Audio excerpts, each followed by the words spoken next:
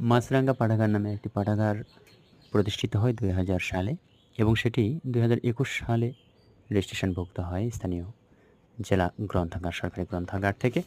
এটির বিভিন্ন কার্যক্রমের মধ্যে একটি কার্যক্রম আজকে আমি দেখাচ্ছি, যেটি সন্ধ্যার পরে আলোর সন্ধ্যা নামে যে কার্যক্রমটি পরিচালিত হয়, সেখানে শিশু এবং স্থানীয় কিশোরগণ তারা কিন্তু উপস্থিত হয় পাঠক এবং স্টুডেন্ট হিসেবে, এবং তাদেরকে যারা প্রশিক্ষণ দেন, প্রশিক্ষক হিসেবে তারা অনিয়ন্ত্রিত এবং অনিয়মিত, হ্যাঁ, বিভিন্ন জন বিভিন্ন সময় তারা বিভিন্ন বিষয়ে পাঠদান, চিত্রাঙ্কন প্রশিক্ষণ, বিভিন্ন বিষয়, মোটিভেশনাল স্পিচ, বিভিন্ন বিষয়ে আলাপ আলোচনা করা হয় সন্ধ্যার পরে।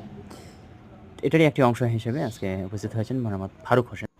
তিনি কিন্তু চিত্রাঙ্কন করছেন। তেনার চিত্রাঙ্কনটি অন্যান্য শিশু কিশোররা খুব মনোযোগের সাথে দেখছেন। তো এইটি ছিল মূলত আমাদের আজকের কথা। এই যে চিত্রাঙ্কনের মাধ্যমে যে শিশুদের একটা বিকাশ, এইটির আমরা চেষ্টা করছি।